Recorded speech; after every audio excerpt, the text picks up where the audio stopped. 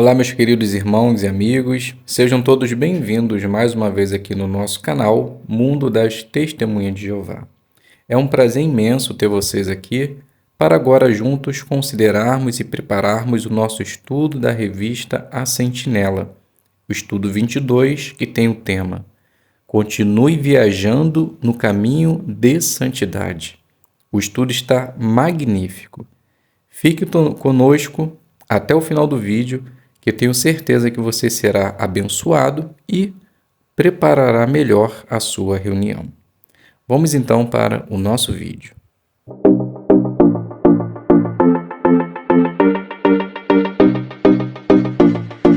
Então sejam todos bem-vindos, é um prazer imenso ter vocês aqui para agora juntos preparar a nossa reunião. O estudo 22 tem o tema Continue viajando no caminho de santidade. O que nós veremos nesse estudo? Jeová chamou de caminho de santidade a estrada simbólica que levaria os judeus de Babilônia a Israel. Será que Jeová também preparou um caminho como esse para seu povo em nossos dias? Com certeza. Desde 1919, milhões de pessoas têm saído de Babilônia a Grande e começado a andar no caminho de santidade. Todos nós devemos continuar nesse caminho até chegarmos ao nosso destino. O texto temático da consideração é o livro de Isaías, capítulo 35, versículo 8. Ali haverá uma estrada, sim, um caminho chamado Caminho de Santidade. Então nós iremos fazer esse estudo completo, com leitura, perguntas e resposta. Então vamos iniciar fazendo a leitura do parágrafo número 1 e o número 2. O rei anunciou: os judeus que estavam presos em Babilônia por uns 70 anos podiam voltar para a sua terra, Israel. É claro que Jeová estava por trás disso, porque Babilônia não costumava libertar seus prisioneiros. Mas Babilônia foi conquistada e seu novo governante permitiu que os judeus deixassem o país. Por isso, cada judeu, especialmente os chefes de família, precisava tomar uma decisão: sair de Babilônia ou continuar ali. Essa decisão não era nada fácil. Por quê? Muitos judeus já eram idosos, por isso essa viagem seria muito difícil para eles. E como a maioria dos judeus tinham nascido em Babilônia, aquele era o único lugar que eles conheciam. Para eles, Israel era apenas a terra de seus pais ou avós. Alguns judeus aparentemente tinham se tornado ricos em Babilônia. Seria difícil abrir mão de suas casas confortáveis e seus negócios e começar do zero, num lugar desconhecido. Pergunta: que decisão importante os judeus em Babilônia tiveram que tomar? Resposta: eles precisariam decidir se eles continuariam em Babilônia ou voltariam para Israel. E essa era uma decisão difícil, porque alguns tinham se tornado ricos, tinham boas casas, outros só conheciam Babilônia como seu lugar de morada. Para eles, Israel simplesmente era um local, uma terra de seus pais ou avós, e não interessava para eles. Então, realmente, era uma decisão difícil. O livro de Esdras, capítulo 1, versículo 2 ao versículo 4, diz assim: Assim diz Ciro, rei da Pérsia: Jeová, o Deus dos céus, deu-me todos os reinos da terra, e ele me designou para lhe construir uma casa em Jerusalém que fica em Judá. Quem entre vocês pertence ao povo dele? Que o seu Deus esteja com ele. Portanto, que ele suba a Jerusalém, em Judá, e reconstrua a casa que ficava em Jerusalém, a casa de Jeová, o Deus de Israel, o verdadeiro Deus. Que todo aquele que reside como estrangeiro, seja qual for o lugar em que esteja morando, receba dos seus vizinhos prata, ouro, bens e rebanhos, junto com a oferta voluntária para a casa do verdadeiro Deus que ficava em Jerusalém. Leitura do parágrafo número 3. Para os judeus fiéis, as bênçãos de retornar a Israel superavam qualquer sacrifício que talvez tivessem que fazer. A maior bênção que todos tinha a ver com a adoração a Jeová. Em Babilônia havia mais de 50 templos para adoração falsa. Mas lá, os israelitas não tinham nenhum templo para adorar a Jeová. Eles também não tinham um altar nem sacerdotes organizados para oferecer os sacrifícios que a lei mosaica exigia. Além disso, o povo de Jeová estava cercado por um grande número de pessoas que não tinham o menor respeito pelas leis de Jeová. Por isso, milhares de judeus leais não viam a hora de voltar para sua terra e restaurar a adoração pura. Pergunta: por que voltar para Israel seria muito bom para os judeus? Resposta: porque em Babilônia tinha muita adoração falsa, eles ali não tinham um templo, um sacerdote para oferecer sacrifícios, conforme a lei mosaica existia, e eles estavam cercados por pessoas que não respeitavam as leis de Jeová. Então, com certeza, voltar para Israel era a melhor coisa a se fazer. Leitura do 4. A viagem de Babilônia até Israel não era nada fácil. Não era fácil e podia durar uns 4 meses. Mas Jeová prometeu eliminar qualquer coisa que pudesse impedir seu povo de voltar. Isaías escreveu: prepare um caminho para Jeová. Façam no deserto uma estrada reta para o nosso Deus. O terreno acidentado se tornará plano e o terreno irregular uma planície. Imagine a cena: uma estrada reta no meio de um deserto, uma área plana entre as montanhas. Todos que andassem por essa estrada iam gostar bastante. Seria muito mais fácil e mais rápido viajar por uma estrada reta do que ter que subir, descer ou contornar vales e montes. Pergunta: o que Jeová prometeu aos judeus que retornassem para Israel?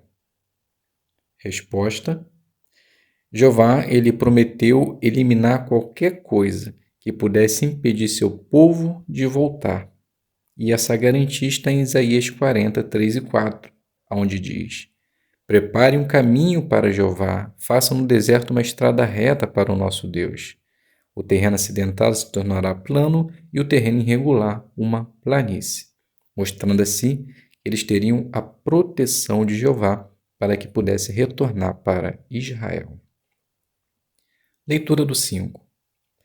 Hoje, muitas estradas são identificadas com um nome ou um número. A estrada simbólica que Isaías descreveu também recebeu um nome. Isaías 35:8 diz: ali haverá uma estrada, sim, um caminho chamado caminho de santidade.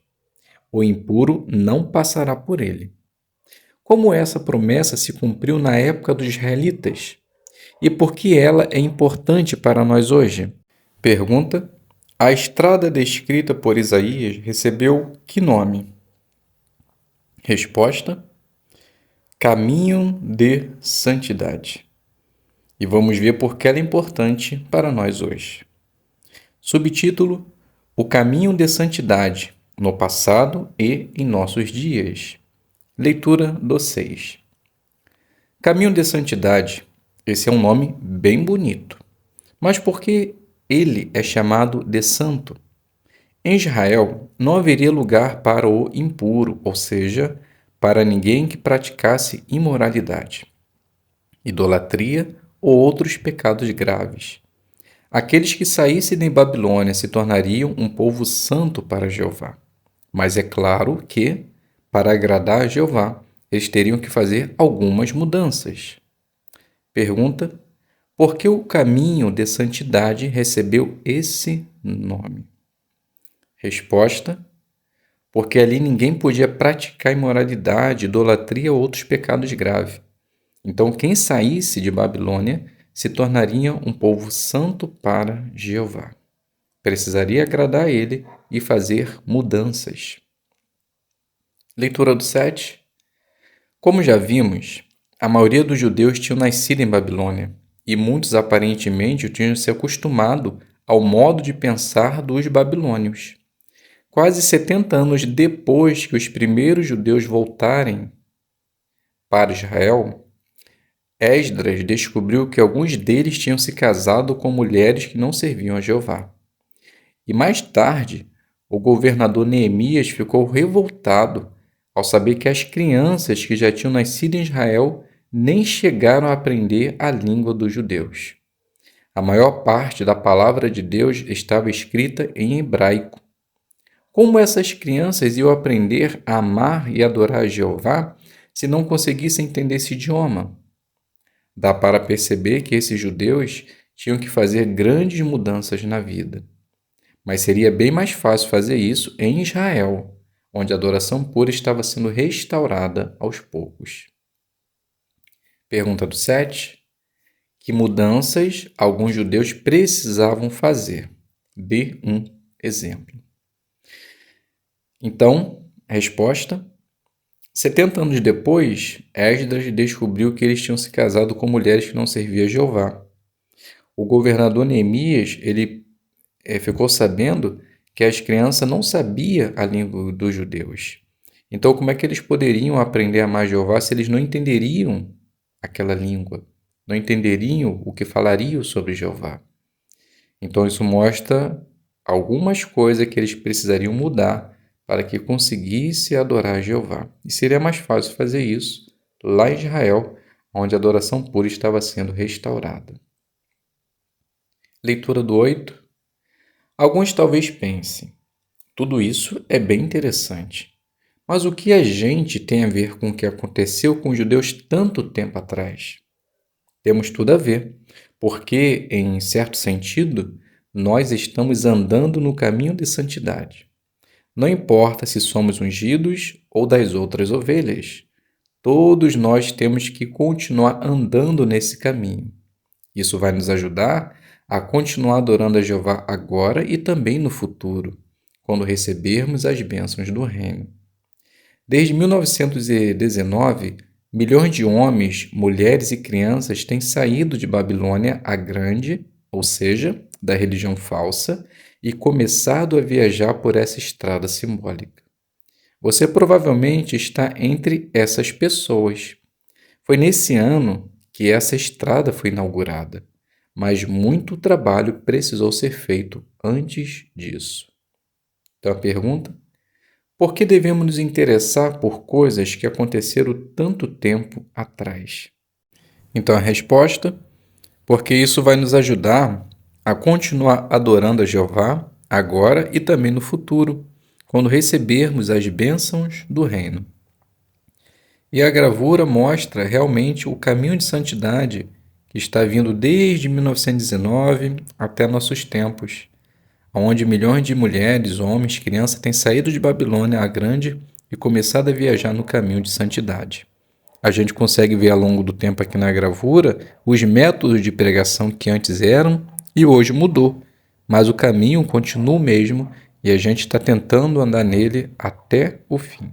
E que possamos continuar com a ajuda do nosso Deus e Pai Jeová. Subtítulo: Preparando o caminho. Leitura do 9. No passado, Jeová fez com que os obstáculos que estavam no caminho dos judeus fossem removidos. Será que, em nossos dias, Jeová fez algo parecido com o caminho de santidade? Sim. Centenas de anos antes de 1919, ele usou homens de fé para tornar possível que outros saíssem de Babilônia a Grande. Esses homens prepararam o caminho para que pessoas de bom coração pudessem sair da religião falsa e adorar a Jeová junto com o seu povo. Mas como eles prepararam o caminho? Vamos ver alguns exemplos do que foi feito.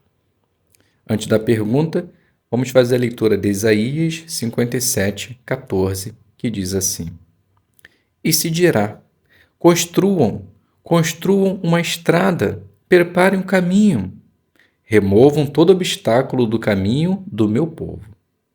Pergunta: de acordo com Isaías 57, 14, o que foi feito para preparar o caminho de santidade?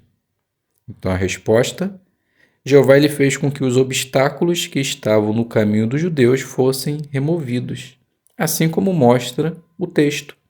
Removam todo obstáculo do caminho do meu povo. Leitura do 10 e do 11. Impressão.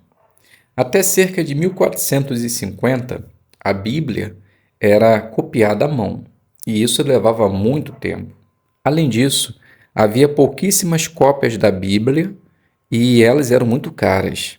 Mas quando o processo de impressão usando tipos móveis foi inventado, ficou mais fácil produzir e distribuir Bíblias para as pessoas. Tradução. Por centenas de anos, a maioria das Bíblias estavam disponíveis em latim. O problema é que apenas pessoas bem instruídas podiam entender esse idioma, mas o trabalho de impressão se intensificou. Então, pessoas que temiam a Deus trabalharam duro para traduzir a Bíblia em idiomas falados por pessoas comuns. Isso permitiu que as pessoas pudessem comparar o que elas aprendiam nas igrejas com o que a Bíblia realmente ensina. Então a pergunta: como o trabalho de impressão e tradução da Bíblia ajudou as pessoas? Então a resposta: como ficou mais fácil a produção e a distribuição, muitas pessoas comuns conseguiram ler a palavra de Deus e isso permitiu que elas comparassem com o que elas haviam ouvido e aprendido nas igrejas. E na gravura a gente percebe exatamente isso, né?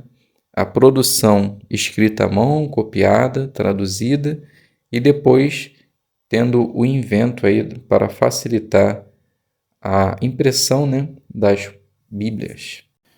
Leitura do 12 e do 13. Ferramentas para o estudo da Bíblia. Ao ler a palavra de Deus, estudantes cuidadosos da Bíblia aprendiam bastante. E para a tristeza dos líderes religiosos, eles costumavam compartilhar com outros o que aprendiam. Por exemplo, por volta de 1835, homens que respeitavam a palavra de Deus começaram a publicar panfletos que revelavam ensinos falsos das igrejas. Nessa época, um homem que gostava de estudar a Bíblia, chamado Henry Grew, publicou um panfleto falando sobre o que acontece quando morremos. A maioria das igrejas ensinavam que todas as pessoas já nascem com uma alma imortal. Usando textos bíblicos, Henry Grew provou que isso era mentira e que a imortalidade era um presente dado por Deus. Em 1837, um ministro religioso chamado George Storr encontrou uma cópia desse panfleto enquanto viajava de trem. Depois de ler o panfleto, ele ficou convencido de que tinha encontrado uma verdade muito importante. Então ele decidiu compartilhar o que tinha aprendido. Em 1842, ele fez uma série de palestras com um tema intrigante. Uma questão: são os ímpios imortais? As explicações dadas por George Storr tiveram um efeito positivo sobre um jovem chamado Charles Taze Russell. Então a pergunta: dê um exemplo de como estudantes cuidadosos da Bíblia mostraram que alguns ensinos religiosos eram falsos. Então podemos comentar da seguinte maneira: um homem chamado Henry Grew, ele publicou um panfleto que falava sobre a imortalidade da alma. Então, diferente do que as igrejas ensinavam, ele mostrou que a imortalidade da alma era um presente dado por Deus. Então, George ele conseguiu ler esse panfleto, ficou convencido de que tinha encontrado a verdade e começou também a compartilhar por meio de palestras essas informações, chegando até Charles Taze Russell. Leitura do 14. Como o irmão Russell e aqueles que o ajudavam se beneficiaram de todo o trabalho de preparação do caminho feito antes deles? Em seus estudos, eles puderam consultar ferramentas que já estavam disponíveis, como dicionários, índice de termos bíblicos e várias traduções da Bíblia. E as pesquisas da Bíblia feitas por homens como Henry Glue e George Storr também os ajudaram. Além disso, o próprio irmão Russell e seus colaboradores deram sua contribuição para preparar o caminho. Eles produziram uma grande quantidade de livros e folhetos que falavam sobre temas bíblicos. Pergunta: como o irmão Russell e seus colaboradores se beneficiaram de todo o trabalho de preparação do caminho que foi feito antes deles? Então a resposta: eles tinham muitas ferramentas para ser consultada. Eles tinham dicionários, índices, traduções da palavra de Deus. Então as pesquisas feitas por homens do passado ajudou tanto Russell como seus colaboradores a também preparar o caminho de santidade. Leitura do 15. Em 1919, Babilônia, a Grande, perdeu o poder que tinha sobre o povo de Deus. Nesse ano, o escravo fiel e prudente foi designado e pôde ajudar as pessoas a começar a andar no caminho de santidade. O trabalho feito para preparar o caminho de santidade ajudou aqueles que passaram a andar por ele a aumentar seu conhecimento sobre Jeová e seus propósitos. Eles puderam fazer mudanças para viver de acordo com os princípios de Jeová, mas Jeová não exigiu que o seu povo fizesse as mudanças necessárias de uma só vez. Isso aconteceu pouco a pouco. E no futuro vai ser muito bom quando pudermos agradar a Jeová em tudo o que fizermos. Pergunta: que coisas importantes aconteceram em 1919? Resposta: as igrejas perderam o poder que tinham sobre o povo de Deus. O escravo fiel e prudente ele foi designado e pôde ajudar as pessoas a andar no caminho de santidade. E pouco a pouco, Jeová ele foi refinando o seu povo para que pudesse agradar ele da maneira correta. Dando continuidade, o caminho de santidade continua aberto. Leitura do 16. Toda estrada precisa de manutenção para ficar em boas condições. Desde 1919, o caminho de santidade também tem passado por manutenção constante. E por isso muitos saíram de Babilônia a Grande. Logo depois de ser designado, o escravo fiel e prudente começou a trabalhar e, em 1921, publicou uma ferramenta para ajudar as pessoas a estudar a Bíblia. Ela se chamava A Harpa de Deus. Foram feitas quase 6 milhões de cópias desse livro, em 36 idiomas. E muitas pessoas aprenderam a verdade com a ajuda dele. Nos últimos anos, foi lançada uma nova publicação para dirigir estudos bíblicos. Seja feliz para sempre. Graças a Jeová e a sua organização, não tem faltado alimento espiritual durante estes últimos dias. Esse alimento tem ajudado todos nós a continuar andando no caminho de santidade. Pergunta: desde 1919, que manutenção tem sido feita no caminho de santidade? Resposta: depois de ser designado, o escravo fiel e prudente ele começou a trabalhar. E em 1921, eles lançaram o livro A Harpa de Deus, onde foi feita quase 6 milhões de cópias em 36 idiomas. E hoje temos o livro Seja Feliz para Sempre. Então, não tem faltado alimento espiritual nestes últimos dias. O livro de Isaías 48:17 diz assim: assim diz Jeová, seu resgatador, o Santo de Israel. Eu, Jeová, sou o seu Deus, aquele que ensina o que é melhor para você, aquele que o guia no caminho em que deve andar. E o capítulo 60, versículo 17 diz: em lugar de cobre, trarei ouro, em lugar de ferro, trarei prata, em lugar de madeira, cobre, em lugar das pedras, ferro. Vou designar a paz como seus superintendentes e a justiça como seus supervisores. Então, esses dois textos mostram realmente como vem mudando o caminho de santidade, a organização de Jeová, junto com seus ensinamentos. Dando continuidade, vamos fazer a leitura do 17 e 18. Podemos dizer que, quando uma pessoa aceita estudar a Bíblia, ela começa a andar no caminho de santidade. Algumas fazem isso por pouco tempo e logo deixam o caminho. Outras estão decididas a continuar andando nele até chegarem ao seu destino. Mas que destino é esse? Para os que têm esperança celestial, o destino é o paraíso de Deus no céu. Já para os que têm a esperança de viver na terra, o destino é o fim do reinado de 1000 anos de Cristo, quando todos nós seremos perfeitos. Se você está andando no caminho de santidade agora, não olhe para trás e não deixe esse caminho até chegar ao seu destino, o novo mundo. Desejamos a você uma boa viagem. Pergunta: para onde o caminho de santidade nos leva? Resposta: os que têm esperança celestial para o céu, e os que têm esperança terrestre em viver na terra durante os 1000 anos e após os 1000 anos com perfeição.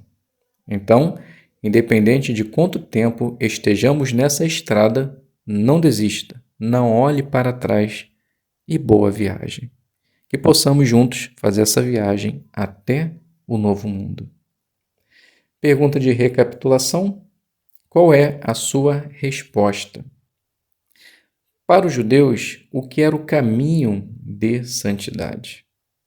Resposta: era retornar para Israel, fazer e construir o templo, a casa e a adoração de Jeová e restaurar a adoração pura. A segunda pergunta: quando foi que as pessoas começaram a andar no caminho de santidade em nossos dias? E o que foi feito para preparar o caminho? Então, a resposta: a partir de 1919, onde o escravo foi prudente foi designado. E a partir daí, eles começaram a alimentar em sentido espiritual o povo por meio de publicações, de livros, onde não tem faltado até hoje. E a última pergunta: quem está andando no caminho de santidade hoje em dia e para onde ele nos leva? Então, a resposta: todos os que começam a estudar a palavra de Deus estão andando no caminho de santidade. E aqueles que têm esperança celestial aguardam ir para o céu, para o paraíso celestial. E os que têm esperança terrestre têm expectativa de viver no paraíso na terra depois de 2000 anos com perfeição. Meus queridos irmãos, chegamos ao final desse estudo magnífico. Com certeza nos dá ânimo, motivação para continuar firmes na fé e não deixar que nada nos abale. Fiquem todos na paz de Deus. Até um próximo vídeo, se Deus quiser.